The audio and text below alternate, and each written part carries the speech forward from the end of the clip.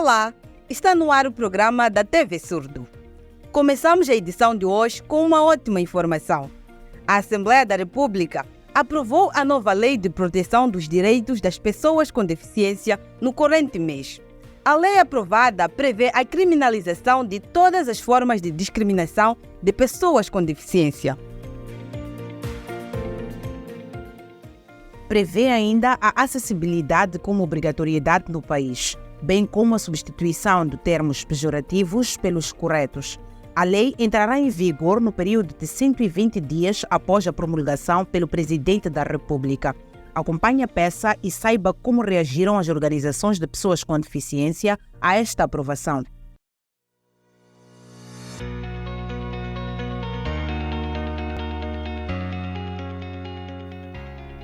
As pessoas com deficiência ainda enfrentam barreiras na integração familiar e comunitária, no acesso aos serviços básicos, à formação, informação e ao emprego.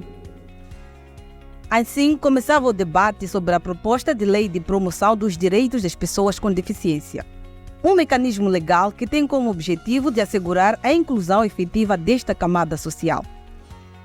Não discriminação com base na deficiência, a acessibilidade aos serviços básicos, a participação na vida política e pública, o direito à família, o acesso à educação, aos serviços de saúde e reabilitação, ao emprego, a participação na vida familiar, comunitária e na sociedade em geral. Após a discussão e aprovação na generalidade, as organizações de pessoas com deficiência que estiveram presentes levantaram algumas observações. Eu julgo que os debates foram bons, foram intensos, mas não está ainda de acordo com aquilo que são os nossos sonhos. Por exemplo, no capítulo que diz respeito à mulher, a criança não está lá bem destressado. Para além da clareza legal, estas organizações exigiram a criação de cotas. Os nossos filhos fazem a formação, acabam a sua escola, a educação. Depois disso, o que acontece? O governo, sim senhora, vai assegurar a formação, vai assegurar a educação e outras leis, mas após a formação, nós gostaríamos que nos dessem as cotizações, que são, portanto, no mínimo, uma percentagem que nós teremos a informação de, ok, nossos filhos já terminaram a escola, tem espaço na UEM, temos lá vagas, são 200 vagas, no mínimo temos 10% ou 5% do valor da percentagem estipulada. Segundo Clodoaldo Castiano, representante do Fórum das Associações Moçambicanas de Pessoas com Deficiência, FAMODE, a aprovação desta lei é de extrema importância. Nós passamos a ter praticamente um instrumento que estabelece normas claras, que define algumas responsabilidades para instituições para a sua implementação, e passamos a ter também um mecanismo de responsabilização a nível local para situações de discriminação e exclusão de pessoas com deficiência. Refira-se que a aprovação desta lei é o culminar de um processo iniciado há mais de 17 anos. A lei aguarda pela promulgação pelo Presidente da República e poderá entrar em vigor num período de 120 dias. Oxalá que a questão de cotização para o acesso ao emprego possa ser revista o mais breve possível, pois contribuirá para reduzir os níveis do desemprego. Por falar em redução, Moçambique conseguiu reduzir em mais de 35% as mortes por tuberculose, um ganho significativo se comparado com o igual período de 2022. Não obstante os avanços, há alguns casos de resistência ao tratamento. Na cidade de Maputo, por exemplo, a taxa de tratamento ainda se situa em 88%. No distrito municipal Camachequene, há muitos pacientes que abandonaram o tratamento, segundo deu a conhecer Sheila Lobo, diretora do Serviço de Saúde da cidade de Maputo. Mais detalhes na peça que se segue.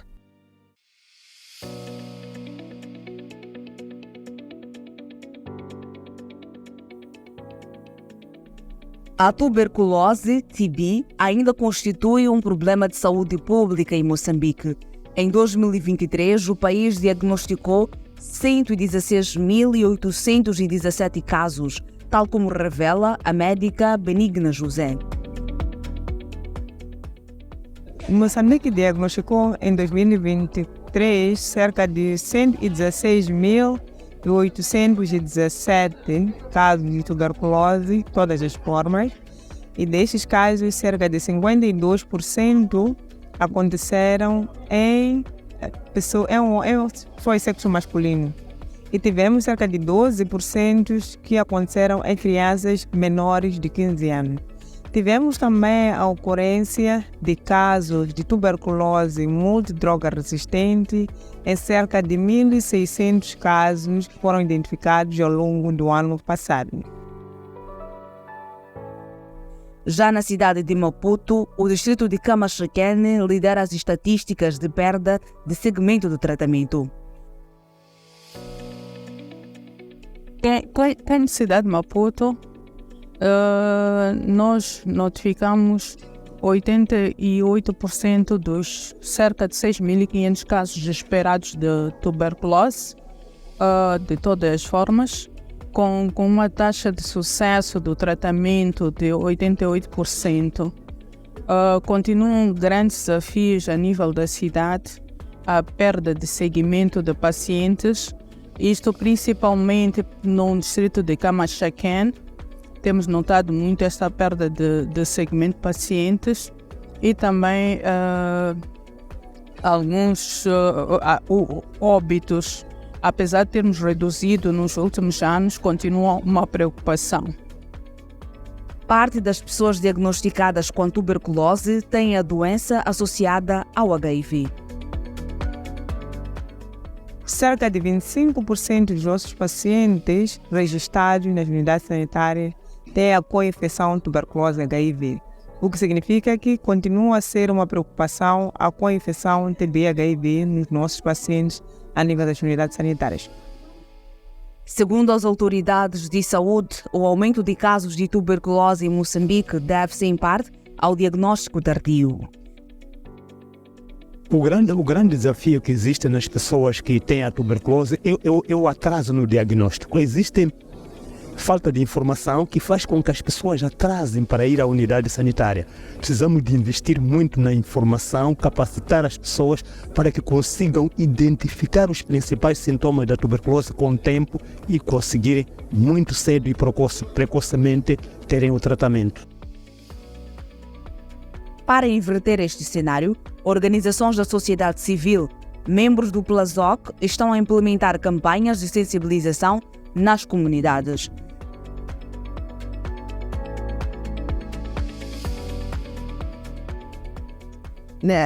Neste momento há 20 organizações que vão receber financiamento para fazer o levantamento de dados, de informação, levantamento de dados ao nível da unidade sanitária e ao nível das comunidades para aferir as reais barreiras de acesso aos serviços. Refira-se que atualmente o PLASOC está a desenvolver um programa financiado pelo Fundo Global, liderado pela comunidade, que prevê reduzir a zero até 2026 os níveis de contaminação pela tuberculose. Ainda sobre saúde e bem-estar, vamos acompanhar os ecos da Mesa Redonda sobre Educação de Infância, o evento de um dia organizado pela Associação de Pais de Crianças Autistas. Tinha em vista refletir sobre as barreiras que as crianças autistas enfrentam para ter educação infantil. A construção de mais centros infantis, intervenção do governo e de organizações não governamentais são algumas das medidas levantadas pelos participantes do evento para aumentar o número de crianças com deficiências em centros infantis. Acompanhe a peça que se segue. Organizações da sociedade civil refletem em Maputo sobre a inclusão de crianças com deficiência na educação de primeira infância, com o objetivo de melhorar a assimilação de conhecimentos por estas crianças. Este evento foi bastante importante para nós. Despertou logo o nosso interesse porque, no que diz respeito à advocacia para o desenvolvimento da primeira infância, A TV Sur tem estado a dar o seu máximo para dar mais divulgação a este tipo de evento, bem como iniciativas do gênero. Apesar de ser um direito consagrado na lei, ainda há muitas crianças com necessidades educativas especiais que não têm acesso à educação de primeira infância, segundo expôs a Save the Children. O desenvolvimento da primeira infância é uma das áreas pouco financiadas, tanto pelo governo, quanto pelas organizações doadoras, etc. Então, quanto pelas organizações doadoras, o governo e os doadores investem pouco no desenvolvimento da primeira infância. Então, o segundo objetivo é fazer advocacia para que aumente o investimento na área do desenvolvimento da primeira infância. Isália Mate é mãe de uma criança autista, já com 11 anos de idade. Segundo conta, enfrentou várias barreiras para inscrever o seu filho numa creche. Tivemos que tirar a criança no meio de ano e procurar uma outra escola que pudesse acolher o menino. Ouvimos falar de uma escola que era integrada, ou seja, tem turmas especiais, preparatórias para integração em turmas com crianças típicas, e é lá onde nós estamos neste momento. Para evitar que mais pais de crianças autistas passem por situações iguais, há necessidade de mais esforços de toda a sociedade. Não é somente investir no desenvolvimento da primeira infância para crianças com deficiência, em escolinhas, escolas ou o que quer que seja, mas também na mudança de atitude, na educação moral de pais encarregados de educação. Temos noção no sentido de garantir a questão de proporcionar as mesmas oportunidades, porque nós, como desenvolvimentistas e educadores, trabalhamos num contexto em que temos crianças, mas ao mesmo tempo dentro de uma comunidade e com pais que cuidam dessas crianças. As organizações de pessoas com deficiência consideram ser importante melhorar o currículo do ensino primário. Quero acreditar que depois dessa partilha de experiência, tanto do FAMOT como da TV Sur, tenham acatado essa experiência e levem como base para melhorar tanto o currículo do ensino de pré-escola para as crianças com deficiência, como também sobre os educadores, e também que haja mais sensibilização dos pais e crianças encarregados de educação para poder encaminhar as crianças para as escolinhas. Este evento foi organizado pela Associação de Pais de Crianças Autistas em comemoração do Dia Internacional do Autismo, assinalado a 2 de abril, e é realizado numa altura em que o país celebra a aprovação da Lei dos Direitos das Pessoas com Deficiência. A informação inclusiva é o nosso compromisso. No segundo bloco, há muito mais para partilhar consigo. Vamos a uma curta pausa. Até já!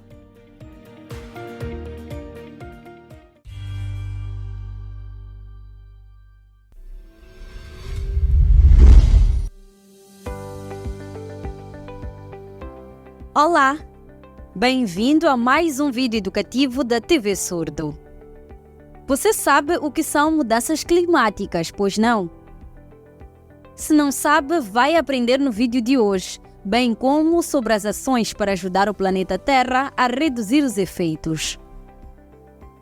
As mudanças climáticas são transformações a longo prazo nos padrões de temperatura e clima. Essas mudanças podem ser naturais ou causadas pelas atividades humanas, devido à queima de combustíveis fósseis.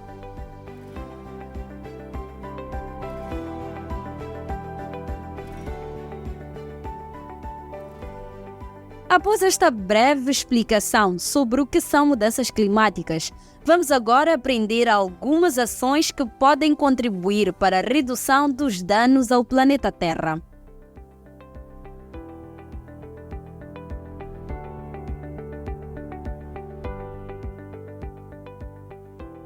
Primeira ação: dissemine informações sobre práticas corretas.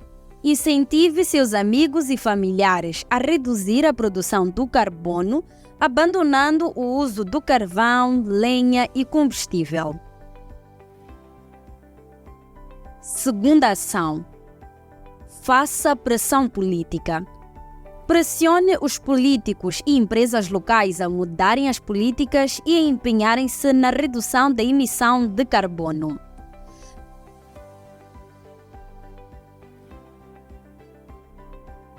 Terceira ação: use meios de transportes limpos. Reduza a frequência no uso de carros movidos a gasóleo e opte por meios ecológicos e menos poluentes, como bicicletas motorizadas, carros elétricos, entre outros.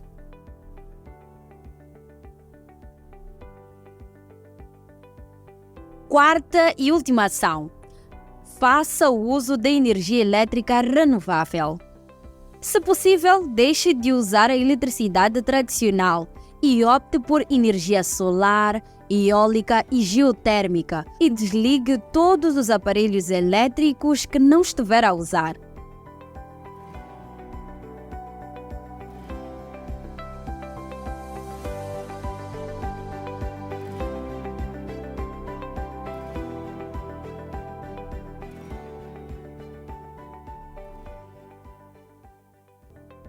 Viu?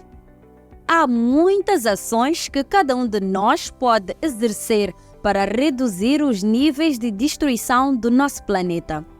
No próximo vídeo, vamos partilhar outras ações que você pode exercer para tornar o planeta um lugar melhor.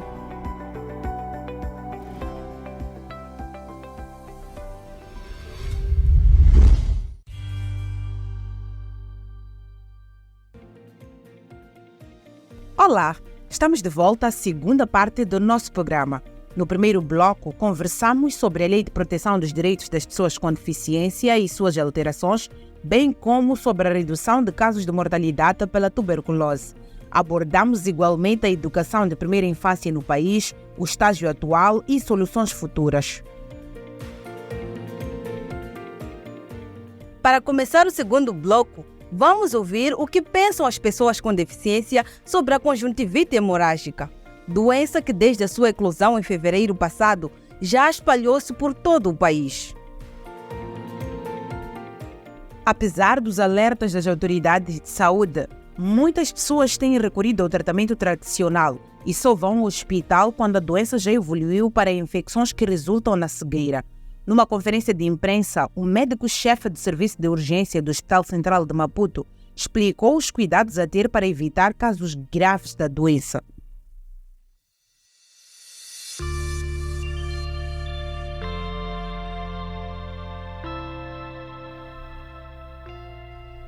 No passado mês de fevereiro, eu contraí a conjuntivite. Senti muita dor nos olhos. Primeiro, eu vi crianças com conjuntivite, com olhos muito vermelhos, a queixarem-se de dor sempre que estivessem ao sol. Eu fui ao médico e este me observou.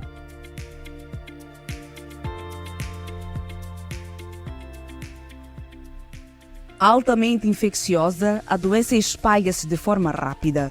Muitos surdos dizem que quando a conjuntivite iniciou, não sabiam como se comportar. Eu não sabia nada sobre a conjuntivite. Havia pouca informação sobre o assunto na televisão e na rádio. Depois de contrair a conjuntivite, fiquei a saber que devia comprar óculos para minha segurança, até que melhorasse.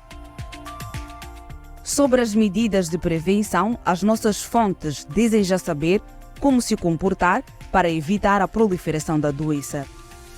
Sempre nós temos que lavar as mãos com água e sabão e colocarmos o álcool gel nas mãos e evitarmos muito nesse momento pegarmos material de qualquer um, porque nós não sabemos como a pessoa usa as suas coisas. Os serviços de urgência de adultos do Hospital Central de Maputo garantiram a existência de todos os medicamentos para o tratamento da conjuntivite. Por isso o meu apelo também vem. Em nenhum momento o utente pode se dirigir à farmácia de uma forma individual, fazer a automedicação, porque há essa necessidade de se dirigir a uma unidade sanitária para o médico, o técnico, ou seja, outro profissional de saúde, fazer a melhor tipificação do tipo de conjuntivite e dar a receita médica para a farmácia. Em alguns cantos do país, tem-se registrado casos de pessoas que adquiriram a cegueira em resultado de busca por atendimento tradicional. A princípio é não recorrer a nenhum tratamento tradicional, porque há esse risco de complicar-se a conjuntivite hemorrágica ou evoluir com cegueira. Então, nós não aconselhamos o uso de medicamento tradicional. O nosso conselho é aproximar-se à unidade sanitária mais próxima de casa, do serviço, para o profissional de saúde diagnosticar que tipo de conjuntivite e dar a devida medicação para o tratamento adequado. Até o momento, o país já registrou um total de 45 mil casos de conjuntivite hemorrágica, sendo a cidade de Maputo o atual epicentro com um total de 12 mil casos. Mudemos um pouco de assunto e vamos conhecer histórias que inspiram.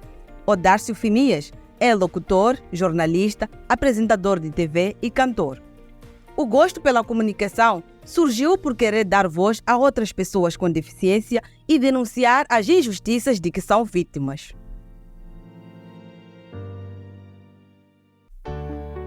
Odárcio Finias é um jovem multifacetado. Ele é jornalista, apresentador de TV, cantor e compositor.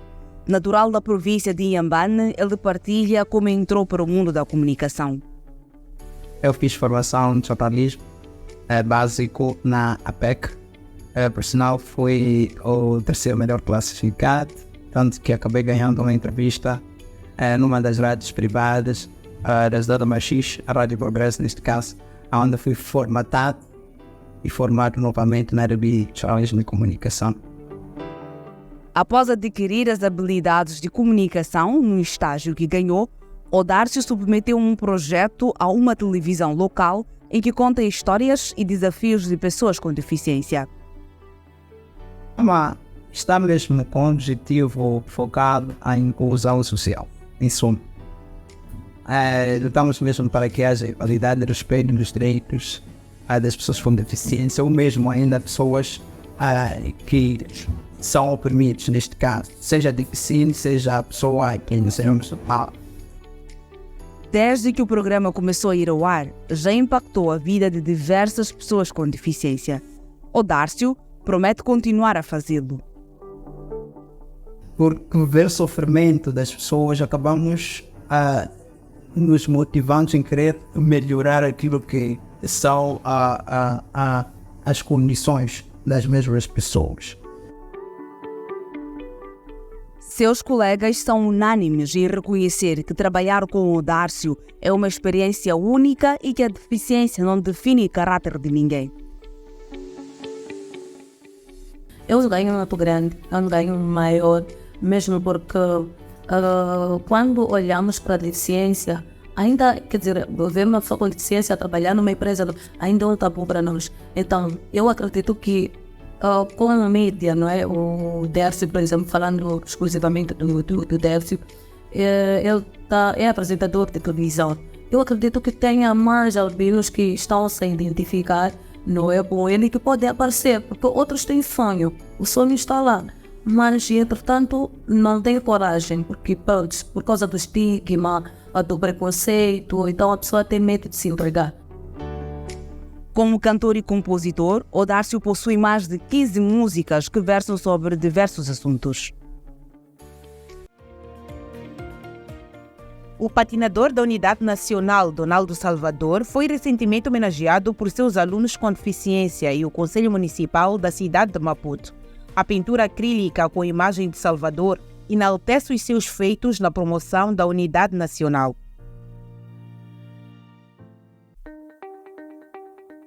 Alunos de patinagem em linha adaptado para a pessoa com deficiência, em parceria com o Conselho Municipal da cidade de Maputo e empresários do bairro da Machaquene, prestam homenagem ao patinador Donaldo Salvador.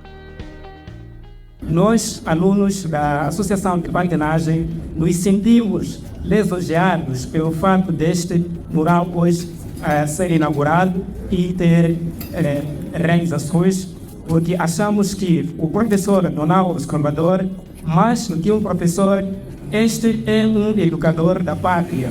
E nós podemos provar isso a partir dos seus andamentos ou das suas caminhadas. A homenagem consiste numa imagem de Salvador pintada nas instalações de uma unidade hoteleira da cidade de Maputo, no bairro da Machaquene. O mural deste são de 15 metros e a altura de 3,20 centímetros. Nele, à esquerda, temos a figura do Leonardo, feita numa técnica mista de alto relevo, em cimento e acrílico. Com mais de 6.000 quilômetros percorridos do Rovuma ao Maputo, o homenageado diz-se orgulhoso por ser honrado em vida. Eu quero, este logo, deixar no meu agradecimento a todos vocês que continuemos a trabalhar de forma arduamente, coletiva, para sobreviver.